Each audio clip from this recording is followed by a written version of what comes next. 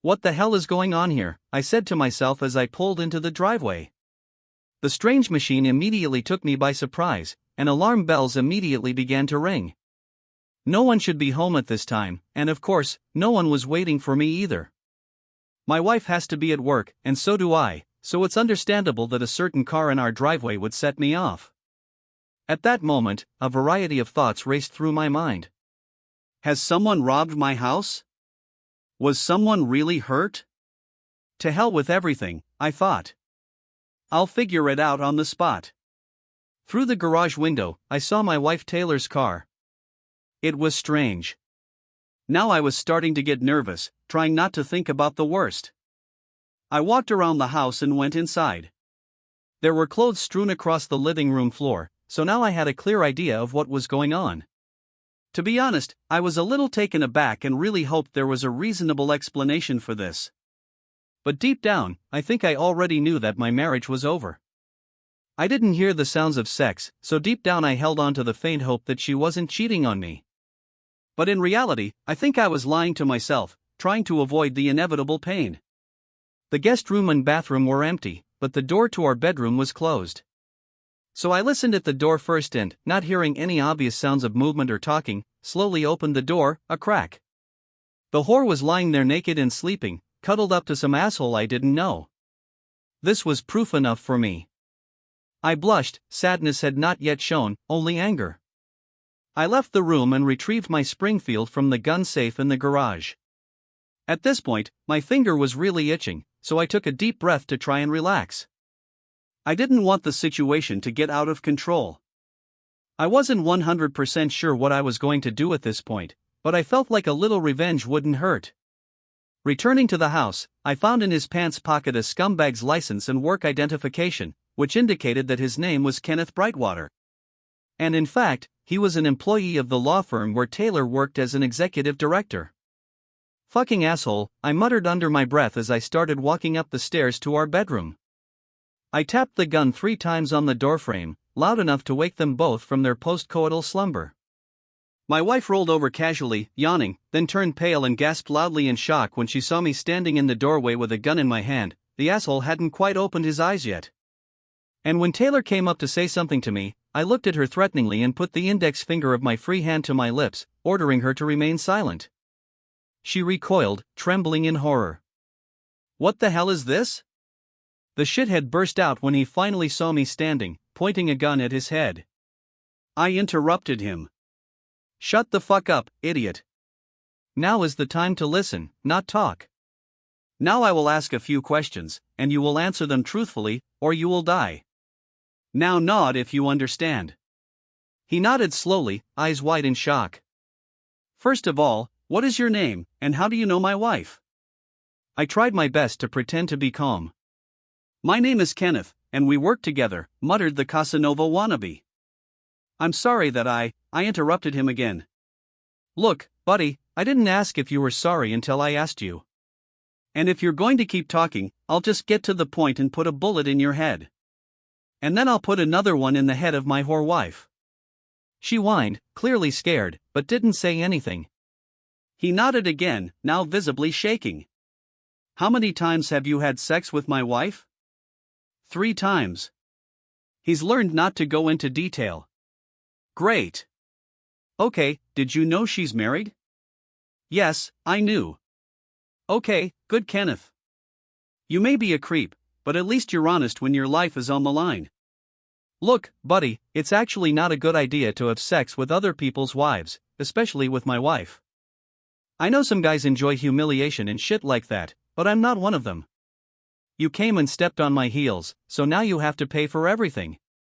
The good news for you is that I don't need this whore, so she's all yours when I'm done with you. So you can have sex with her as much as you want without worrying about anyone catching you, and you'll wet your pants again. In any case, that's not what we're talking about at the moment. Kenny, what you're gonna do is crawl over here and lick my shoes until I say stop. His eyes widened. Now, if you refuse or my wife moves from this position, you will both die. Is everything clear, little Kenny? He looked scared, his will to live struggling with his manly honor. I was thoroughly enjoying myself. The adrenaline I was feeling was pumping me up, and it was truly very inspiring to have complete control over another man and see him cower in front of me. Yes, he may have taken my wife and my marriage, but now I was going to take either his manhood or his life. His will to live finally won out, and he slowly crawled across the floor towards me. The gun pointed firmly at his head. "Calm down, Kenny. Don't do anything stupid, okay, buddy?" He nodded solemnly.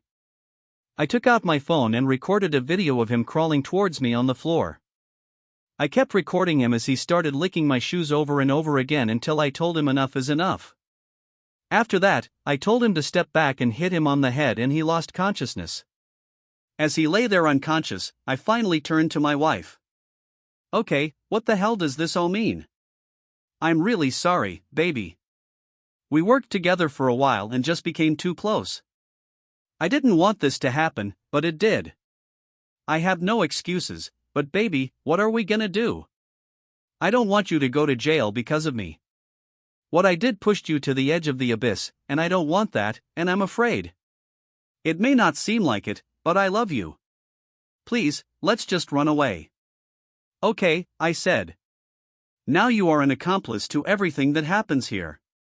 Wake up, your boyfriend. Please, baby. He's a mistake. He was never my boyfriend. I love you. I'm ready to spend my life in prison for you. I can't promise that I won't screw up again, but I promise that I will try my best, and no matter what happens, I will only love you," she cried. Jesus, I thought. What kind of apology is this? She didn't even promise not to do it again. Well, screw it all. I guess she's being honest. If there's nothing else, we'll just have to see what it is will end. Okay, just wake him up, please. I told her to go a little softer, and she did so by shaking him and splashing water on his face. She seemed to be trying not to hurt him further, but she was trying to do it in a way that didn't give me the impression that she cared about him. I knew that she was not a cruel person, and it was not in her nature to hurt people physically if she could do without it. So I did not blame her for this small act of mercy. "Okay, Kenny, are you with me, buddy?" I asked him in a friendly manner when he seemed to have regained consciousness. He groaned, probably in pain, but I just took that as an affirmative answer. "We need to clear up a few things, Kenny, so we can move on with our lives, okay?" He just looked at me, puzzled. "Now, Kenny, I have set up emails to be sent automatically to all of your coworkers within 24 hours unless I cancel. It shows your lust for my shoes, video of your facial expressions and all that, okay? There's no gun in the video. So unless you think you can live with everyone knowing you're a licker, it's in your best interest not to have the police show up at my house with kidnapping charges or some other crap like that. It is also in your best interest to make sure that the $100,000 reaches the account indicated on this piece of paper within 3 days. Indeed, no one wants to get holes with a diameter of 9 millimeters in their head. Is everything clear to us now? Any questions?" "Everything is clean here," he said, simply looking at the floor. "That's excellent, Kenny boy," I told him, cutting the cable ties. "Now, if you don't mind, I think you've overstayed your welcome." He took the hint, grabbed his clothes and walked out the door with difficulty. "We want a quick sale," I told the real estate agent. "Regardless of the amount, we are leaving today. The only thing I want to hear from you is when I need to sign and when the check will be transferred to our account." "I have a development company that is looking for property in the area, so that won't be a problem," she replied. "I will have all the necessary information for you as soon as possible." "Great," I told her before leaving. "The time has come to move on. The $100,000 that Kenny Boy generously gave me out of the kindness of his heart, along with the money from the sale of our house, will allow us to live with appropriate comfort somewhere in South America. I don't know where yet. All I know is that I couldn't have done this without Kenny Boy's help. This guy's generosity knows no bounds. My wife is on a short leash, but I really love her. I don't know much about love, but I do know that I'm happier with Taylor than without her. I talk tough, and I don't like to show it. But she really broke my heart when I saw her in bed with Kenny. The only reason I forgave her was her choice not to turn me in to the police. She decided to sail with me and go down with the ship, so screw it all. Let the cards fall where they please. Subscribe to our channel so that your second chaff doesn't cheat on you, and go ahead and listen to the next story. Because this story is nothing compared to the next one. If you're under 18, don't even think about listening to the next one, about listening to the next one.